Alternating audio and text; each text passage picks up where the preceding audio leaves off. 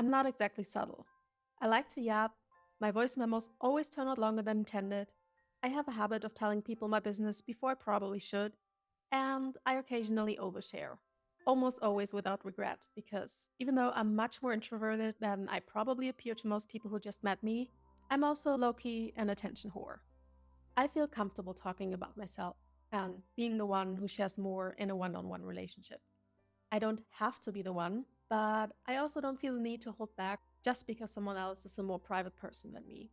So, I'm not mysterious on a surface level, but part of me has always been overly and unnecessarily secretive. Since I was a kid, I liked keeping certain things to myself. Things that more private people may not mind sharing if asked because they're not a big deal to them. I haven't fully figured out the common thread of what I hold back yet. It's not that I avoid sharing anything that could be labeled as embarrassing, for example, even though whatever it is probably not too far away from it. The rise of social media during my teenage years changed my perception of what is appropriate to talk about, both online and offline, by a lot, as I'm sure it did for pretty much anyone to some extent. Of course, so much of what we see online is fabricated, but we can't deny that people on social media have become increasingly bold about what they share with potentially millions of people, especially on TikTok, where spur-of-the-moment content is more common. I'm not primarily talking about gossip, drama, and TMI stories, although those are obviously part of it too, but about their deepest, most personal thoughts. That's one of the things that captivated me about TikTok back in 2020, when I downloaded the app as a joke. It wasn't a joke for long, and I quickly became both a massive creator in terms of how much I posted and a massive consumer.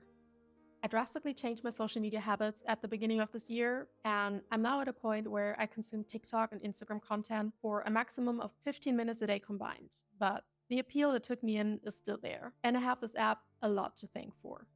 In my most active TikTok era, I challenged myself to be a bit more open in my videos than I feel comfortable. I can't say that I ever truly spilled my guts in a way that made me want to crawl under my bed right after posting, which wasn't my goal anyway, and I've never made spur-of-the-moment content, but I gradually shared more private thoughts, packed with a trending sound, and of course, my still beloved brew filter. It wasn't a rarity that I posted something I'd never shared with anyone. Not necessarily dramatic stories, but little bits and pieces that I either didn't feel like telling anyone in person or that just never came up organically.